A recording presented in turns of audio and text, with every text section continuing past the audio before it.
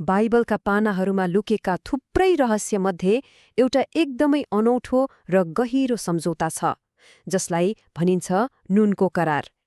आज हामी यही रहस्यमय करारको बारेमा खोतल्दैछौँ। कसरी एउटा सामान्य, घरमा प्रयोग हुने वस्तु परमेश्वरको सबैभन्दा अटल प्रतिज्ञाहरूको प्रतीक बन्न पुग्यो। ल, सुरु गरौँ है त। यो सबै कुराको सुरुवात हुन्छ यही एउटा अनौठो आज्ञाबाट। लेवीको पुस्तकमा परमेश्वरले स्पष्टसँग भन्नुभएको छ कि उहाँलाई चढाइने हरेक अन्नबलीमा नुन हुनैपर्छ। अब यो कुनै खाना पकाउने सामान्य निर्देशन त पक्कै थिएन, यो त एउटा गहिरो आत्मिक महत्त्व बोकेको नियम थियो। तर प्रश्न उठ्छ, किन अरू केही होइन, नुनै चाहियो? हो, यही प्रश्नले हामीलाई आजको हाम्रो खोजीको केन्द्रमा ल्याइपुर्याउँछ। परमेश्वरलाई चढाइने हरेक भेटीमा नुन मिसाउनु पर्ने यो नियमले हामीलाई एउटा ठूलो अवधारणातिर डोर्याउँछ, नुनको करार। आखिर यो हो के, र यसले परमेश्वर र उहाँका मानिसहरूबीचको सम्बन्धबारे के बताउँछ? यो रहस्य बुझ्नको लागि हामीले पहिले प्राचीन संसारमा फर्कनुपर्छ र सोध्नुपर्छ, त्यो समयमा नुन किन यति धेरै महत्त्वपूर्ण थियो? यो केवल खानामा स्वाद थप्ने मसला मात्रै थिएन, यो त गहिरो अर्थ बोकेको एउटा शक्तिशाली प्रतीक थियो, जसले यसलाई एउटा पवित्र करारको लागि एकदमै उत्तम बनायो। खास गरी प्राचीन मध्यपूर्वमा नुनका 3वटा मुख्य प्रतीकात्मक अर्थहरू थिए। पहिलो थियो स्थायित्व, अर्थात् कहिले नाश नहुने गुण।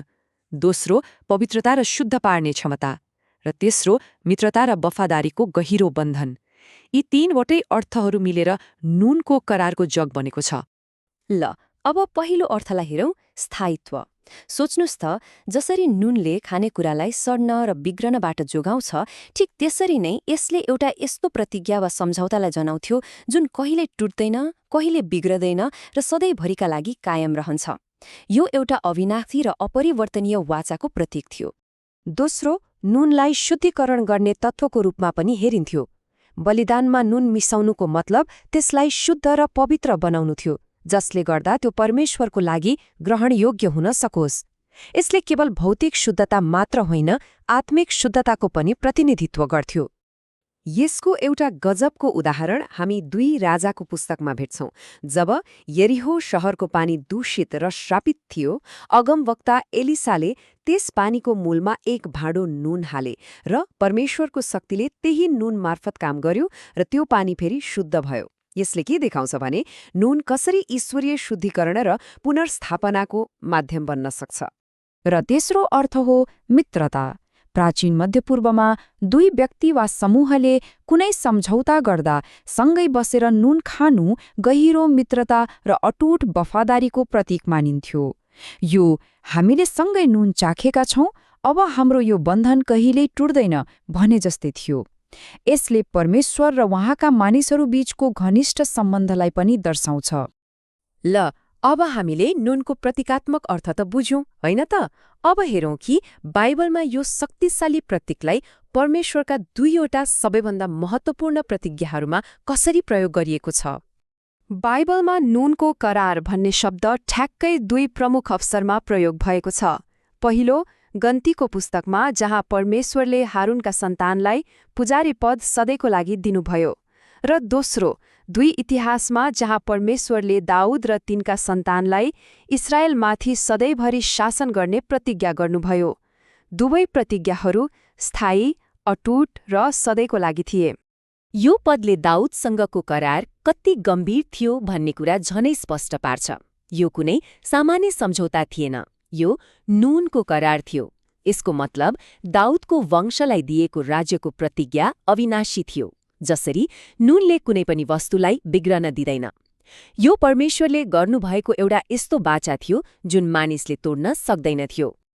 अब पुरानो करारबाट अघि बढ्दै यही शक्तिशाली प्रतीक नयाँ करारमा पनि देखा पर्छ, तर एउटा बिल्कुलै नयाँ र व्यक्तिगत अर्थका साथ। येशूले यो प्राचीन अवधारणालाई लिनुभयो र आफ्ना अनुयायीहरूका लागि यसलाई फेरि परिभाषित गर्नुभयो। यहाँ येशूले एउटा एकदमै गहिरो घोषणा गर्नुहुन्छ। उहाँले आफ्ना चेलाहरूलाई भन्नुहुन्छ, तिमीहरू पृथ्वीका नुन हौ। उहाँले सिधै आफ्ना अनुयायीहरूलाई नुनको ती सबै प्रतीकात्मक गुणहरूसँग जोड्दै हुनुहुन्छ। त्यो हो स्थायित्व, पवित्रता र संरक्षण। भनेपछि यसको मतलब के हो त? यसको मतलब हो विश्वासीहरूलाई यो संसारमा आत्मिक सडन र नैतिक पतनलाई रोक्ने एक संरक्षक शक्तिको रूपमा बोलाइएको छ। उनीहरूले आत्मिक शुद्धता र असलपन कायम राख्नुपर्छ। तर येशूले एउटा चेतावनी पनि दिनुहुन्छ। यदि नुनले आफ्नो नुनिलोपनै गुमायो भने त्यो त बेकाममा हुन्छ। अर्थात् यदि विश्वासीहरूले आफ्नो प्रभाव गुमाए भने उनीहरू आफ्नो उद्देश्य पूरा गर्न असफल हुन्छन्। अब यो सबै कुराको अन्त्यमा एउटा एकदमै रोचक प्रसङ्ग जोडौं। यो प्राचीन धार्मिक प्रतीकको सम्बन्ध आज हामीले प्रयोग गर्ने एउटा सामान्य शब्दसँग पनि छ भन्ने कुरा सायद धेरैलाई थाहा नहुन सक्छ। हो, सुन्दा अचम्म लाग्न सक्छ, तर यो साँचो हो। हामीले काम गरे बापत पाउने स्यालेरी अर्थात् तलब, यो शब्दको जरा सिधै नुनसँग जोडिएको छ। तर कसरी? यसको कथा सुरु हुन्छ प्राचीन रोमबाट। त्यति बेला नुन खानालाई लामो समयसम्म जोगाउनको लागि अत्यन्तै मूल्यवान वस्तु थियो। कहिलेकाहीँ रोमी सिपाहीहरूलाई उनीहरूको ज्यालाको रूपमा पैसाको सट्टा नुन दिइन्थ्यो। नुनको लागि दिइने यही भत्तालाई ल्याटिन भाषामा स्यालेरियम भनिन्थ्यो, जसको शाब्दिक अर्थ हुन्छ नुनको पैसा। समय बित्दै जाँदा यही स्यालेरियम शब्द विकसित भएर आजको अङ्ग्रेजी शब्द स्यालेरी बन्यो, जसले कामको लागि दिइने कुनै पनि नियमित भुक्तानीलाई जनाउँछ। सोच्नुस् त, कस्तो अचम्मको यात्रा!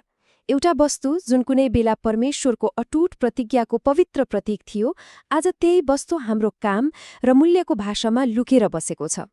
यसले देखाउँछ कि नुनको महत्त्व इतिहासभरि कति गहिरो र स्थायी रहेको छ। अन्तमा यो पुरानो अवधारणाले एउटा प्रश्न खडा गर्छ। आजको हाम्रो जीवनमा कुन प्रतिज्ञाहरू, सम्बन्धहरू वा मूल्य मान्यताहरू नुनको करार जस्तै स्थायी, शुद्ध र अटुट छन्? त्यस्ता के कुराहरू छन् जसलाई हामीले कहिले बिग्रन दिनु हुँदैन?